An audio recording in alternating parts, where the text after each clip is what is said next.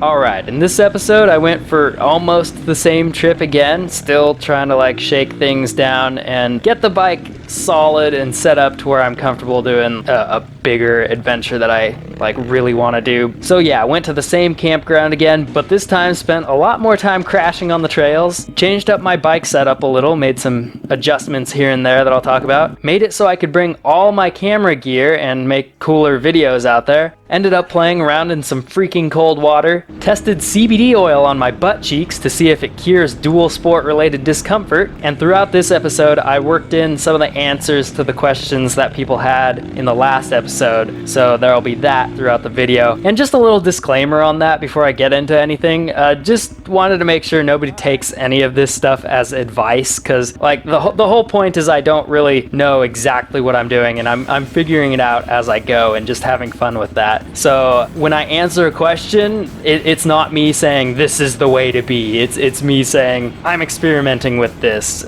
so stick along and see how it turns out. So before I even set off on this trip, I made a couple changes to the bike. So the first thing was jetting. On the last trip, this bike had some serious rich stuttering above like 6,000 feet elevation, and it was between half and full throttle. So before setting off on another ride, I wanted to try swapping out the main jet to the next smaller size. On this carburetor, it's just like the stock carburetor where you can take off the bottom bolt and get direct access to the main jet. Let's see what we got in there. I think it was a 115. It came out with the holder. That's a 5 on the end there, so yeah, 115. Okay, we've got a 112 in there now. I also wanted to fashion a little rig to be able to carry all the main pieces of my camera gear and a little bit of extra water. So my previous setup was a giant loop Mojave bag, which holds my tools and extra oil, a giant loop Fandango tank bag where I carried one small camera, a battery pack for charging stuff, and foul weather gear, a front fender pouch with my flat repair stuff, and then a backpack with clothes and toiletries lashed to a GCAG soft rack. So that was my setup for last ride. So this time I experimented with weaving the soft rack around a little beam made of PVC and then attaching a protective case full of camera gear to the PVC. It actually turned out feeling really solid. It just makes it so that whole box of camera gear is supported by the seat of the bike, because the soft rack like straps it down really hard to the seat. And then in the gap of the PVC loop, it creates a little space that I was actually able to just put a little bit of extra water in, so it was kind of perfect. And then I still just used a backpack lashed down to the soft rack, so sitting on top of that PVC loop. So that took care of the camera gear and extra water without complicating the whole luggage setup. And then the last little change that I made was ditching the foul weather gear in favor of an extra gallon of fuel. And I did that because the last time I was traveling through rural Nevada, one of my planned fuel stops was all out of gasoline, which is sketchy because that forced me to go quite a freaking distance between fuel stops. And funny enough, that actually happened again this time on this trip, and the bike coughed out at 142 miles between fuel stops.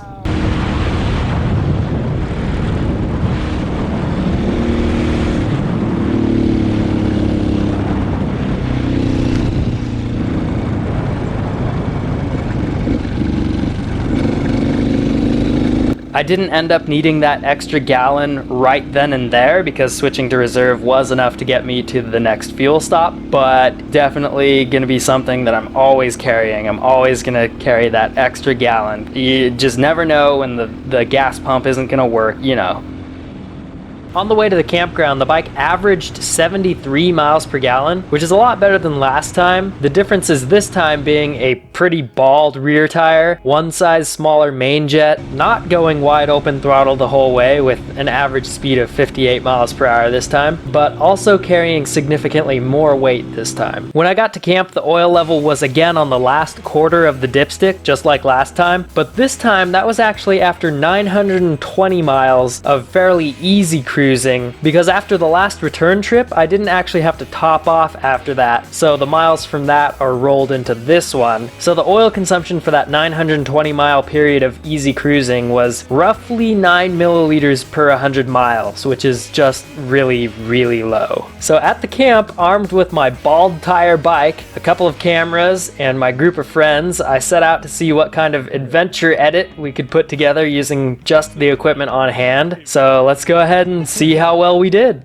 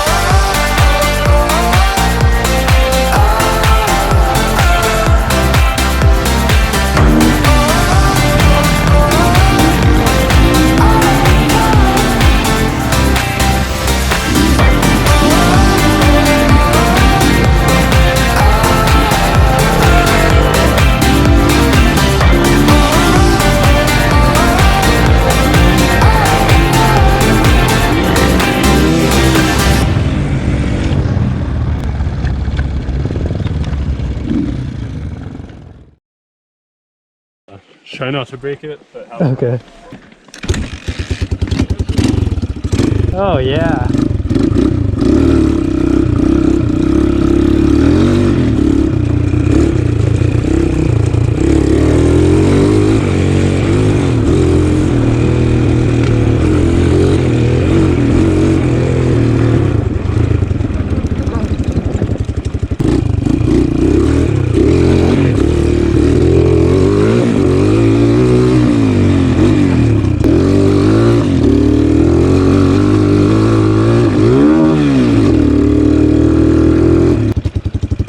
Interesting.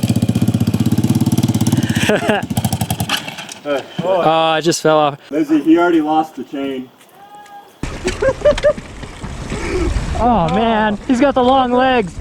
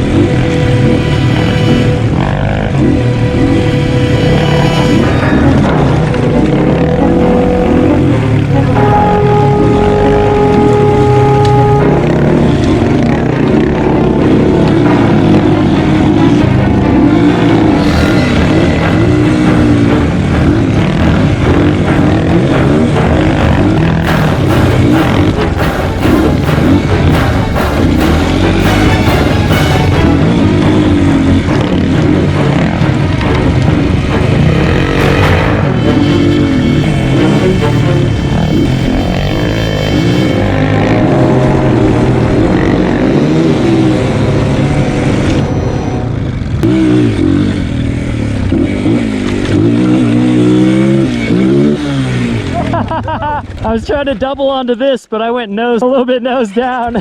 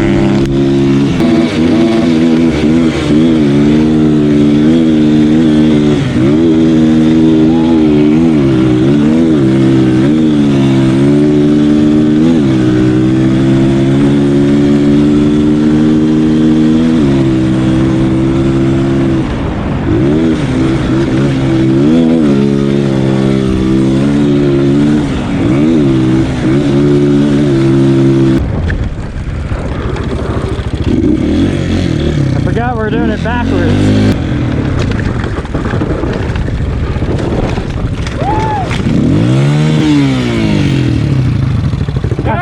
I forgot we're doing it backwards. Yeah. You okay? Yeah, I'm good. That way or this way?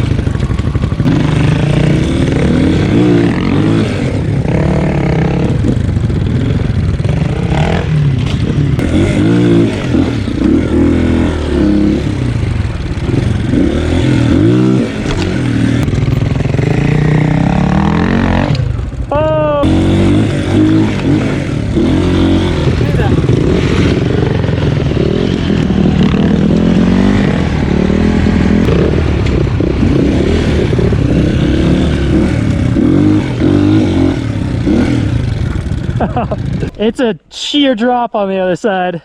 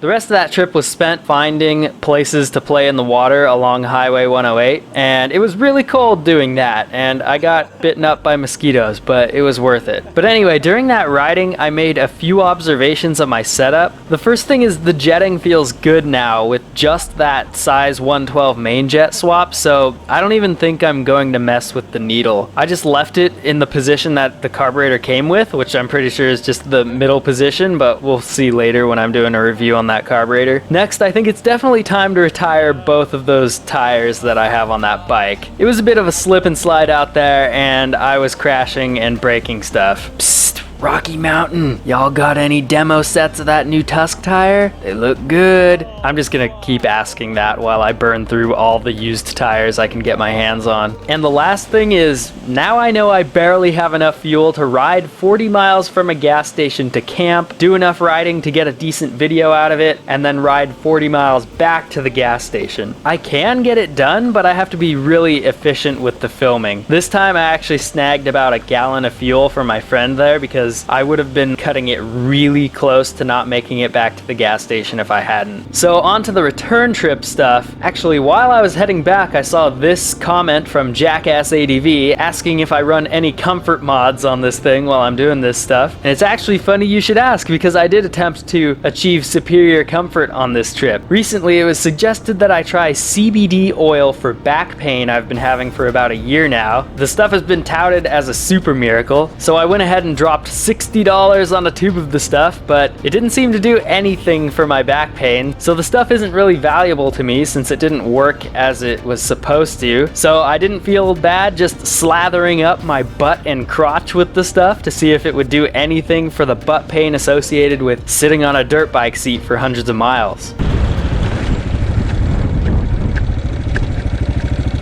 Alright, I'm 100 miles in and my butt hurts just as bad as always. So that didn't work. That stuff does absolutely nothing. But to answer the question on comfort mods actually on the bike, the only thing I have is a throttle assist, and that's it. There was a question about the throttle itself too. This one that I'm using is a Motion Pro Vortex throttle, and I got it because of an injury that impairs my ability to turn a throttle. So the original throttle had a huge amount of twist to it, and I just struggled trying to use that with my injury. This one pulls a lot of cable with a small amount of twist, but it remains pretty light and easy to turn because when the cable goes around the bend in the throttle housing, it turns a little wheel instead of scraping along stationary plastic. So yeah, that throttle is working pretty well for me. Now for the overall trip stats, the total fuel used, including the estimated gallon from my friend, was 12.016 gallons over 897 miles for the total trip, which brings us to an efficiency of 74 miles per gallon total, which is great, and $43.91 spent on fuel total. Makeup oil added was only 100 milliliters, which is a cost of 48 cents. And after this one, both of my handguards were cracking because of all the crashing that I did, so that's going to cost me $39.99. I'd definitely say I finished off the last 10% of the rear tire, so that's a tire expense of $7.19, and I'll just be throwing on a used freebie to replace that. The front is also spent now, and I don't want to keep running that, so I'm going to replace that, but that one was already a used freebie, so there's no expense to that one. So that gives us a total trip cost of $91.57, or about 10.2 cents per mile, significantly better than last time. So tolerating worn tires really cuts down on that expense, despite causing busted handguards. We'll have to see how that plays out when broken bones and stuff get factored in, so that'll be fun. Rocky Mountain, please. Anyway, on to the rest of the questions I wanted to answer. First one, which riding area is that? So these are just dirt roads off of Highway 108, Sonora Pass. So yeah, south of Tahoe, along 108, little dirt roads. There's tons of stuff out there. The other part of that one is who would dislike this? And wild guess, probably someone who lives in California, but I actually love the dislikes because they really seem to turbocharge the video's performance. Videos of mine that get closer to like a 10% dislike rate, honestly do the best on YouTube. So if you're watching this, use those buttons to try to get this video to a 10% dislike ratio. It helps. Another question, why not the XR? And there's two reasons for that. One, the last time I pulled out the XR, I wasn't getting power out of the lighting coil, so I have to figure that one out. And then second reason, I just didn't want to do this stuff on something fully capable and full-sized. I wanted to be intentionally limited just for kicks. Like, I want to be pushing hard to still be going nice and slow because it's just fun to me. Would a stock 230 be up for this stuff? Yeah, definitely. Nothing in either of these two videos wouldn't be doable on a stock 230. And then how do you know when the bike is ready mechanically? To me, it's less about like the bike being ready mechanically. It's more about just having dealt with that machine a bit and knowing your way around it, as opposed to like battling it to have it 100% perfectly mechanically sound. But my point is, everything just goes wrong when you're on the big trip anyway, so if the bike is jank, I don't know, it just doesn't matter all that much to me. On the biggest dirt bike travel I've done, the bike was in really good shape heading out, and I still ended up rebuilding the top end mid-trip in a backyard because things happen. So if you can fix your bike, you're ready. And if you can't, well, you'll probably figure it out as you go if you end up in a situation where you need to figure it out. Next question, why ditch the bike if it stops dead? Yeah, I should have been more clear on what I meant by stops dead. What I should have said is, if ISIS pops out of the bushes and ambushes me, and they just happen to get an RPG strike on the least armored part part of the 230's engine and it's that off chance where I don't have enough JB Weld to put it back together, then I wouldn't feel bad ditching it. But really, I meant like catastrophic failure that's really not going to get fixed anywhere but back at the garage, like totally dead. Then I just wouldn't feel bad ditching it. What would my setup look like if I was camping off the bike instead of meeting up with crew? In that case, I replace a lot of the clothing with an enclosed sleeping bag, a sleeping pad, and a few other things, sometimes like a hammock, and I'll show it when I go out and do it. Tool setup, that's a separate video for sure. I started trying to talk about it, but when I got to a 5-minute rant, I just completely cut it out of this video. So yeah, separate video on that one. Another question, what is that mirror and are you happy with it? That is a double take mirror and yeah, it's really good with a good warranty, so I haven't had any issues with it. If I didn't get to your specific question, it's because I got a lot, which is awesome actually, so thank you everyone for doing that. It really helps. I have now a huge list of things that I can always answer, so that is extremely helpful. But for now, feel free to keep asking. I'll get to them as I'm able to. I just kind of put them in a list, and whenever I'm able to get to them, I will. That's all for now though, so see you in the next video.